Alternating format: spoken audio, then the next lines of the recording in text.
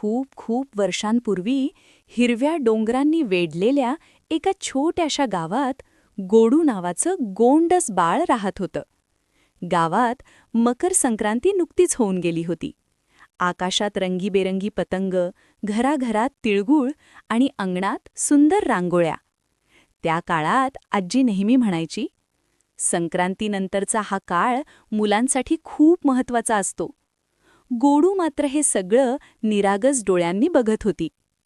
एका संध्याकाळी आजीने प्रेमाने सांगितलं, आज गोडूसाठी खूप खास दिवस आहे. आज आपण तिला बोरनाण घालणार आहोत. संध्याकाळी गोडूला काळे पारंपरिक कपडे घातले गेले. तिच्या गळ्यात हलव्याचे गोड दागिने चमकत होते. अंगणात छोटा लाकडी पाट मांडला होता, फुलांनी सजवलेला. आजूबाजूला सगळी लहान मुलं जमली, काही हसत, काही टाळ्या वाजवत. आजीने मोठी बांबूची टोपली आणली. त्या टोपलीत होते मुरमुरे, बत्तासे, तिळाच्या रेवड्या, बिस्किटं, बोरं, उसाचे तुकडे, गाजर, वटाणे. गोडू पाटावर बसली, तिचे डोळे चमकत होते. तेवढ्यात दूर डोंगरावर एक सावली हलताना दिसली. तो होता करी राक्षस. तो फार भीतीदायक नव्हता, पण त्याची नजर वाईट होती. तो नेहमी मुलांकडे पाहायचा आणि त्यांना आजारी पडायला लावायचा. करी स्वतःशीच पुटपुटला, आज कोणत्या मुलावर माझी नजर टाकू?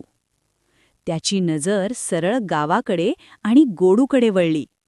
अचानक आजीने टोपली उचलली आणि गोडूच्या डोक्यावरून खाऊ ओतायला सुरुवात केली. छम छम छम. रंगीत खाऊ हवेत तरंगत लागला, जणू जादूचा पाऊस. मुरमुरे, बत्तासे, रेवड्या, बोरं सगळं हवेत चमकत होतं. आजूबाजूची मुलं आनंदाने ओरडू लागली, बोरनाण बोरनाण. तेवढ्यात काहीतरी चमत्कारिक घडलं.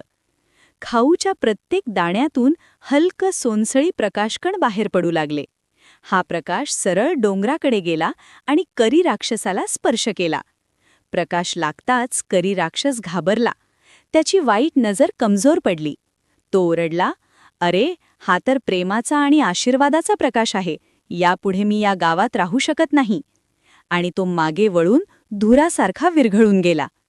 आजी हसली आणि म्हणाली, म्हणूनच बोरनाण घातलं जातं, वाईट नजरेपासून संरक्षण मिळण्यासाठी. आजी गोडूला जवळ घेत म्हणाली, फक्त राक्षस पळवण्यासाठी नाही, तर ऋतू बदलताना मुलांचं शरीर मजबूत राहावं म्हणूनही बोरनाण करतो. हिवाळा हळूहळू उन्हाळ्याकडे झुकत होता आणि हा खाऊ गोडूला निरोगी ठेवणार होता. सगळी मुलं जमिनीवर पडलेला खाऊ गोळा करू लागली. कुणी बोरं खात होतं, कुणी उसाचे तुकडे चावत होतं, कुणी बिस्किटं वाटत होतं. हसा, टाळ्या, गाणी, सगळं वातावरण आनंदाने भरलं. गोडू हसत म्हणाली, मला दरवर्षी बोरनाण हवं. सूर्य मावळू लागला. आकाशात रंगीबेरंगी पतंग तरंगत होते. आजी म्हणाली, बोरनाण म्हणजे फक्त खाऊ नाही, तर प्रेम, संस्कार, संरक्षण आणि एकत्र येऊन साजरा केलेला आनंद.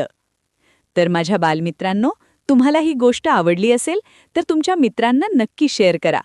अशाच नवनवीन आणि मजेशीर गोष्टी पाहण्यासाठी आपल्या YouTube चॅनलला सबस्क्राईब करा आणि बेल आयकॉन दाबा, म्हणजे पुढची गोष्ट अपलोड होताच तुम्हाला लगेच नोटिफिकेशन मिळेल.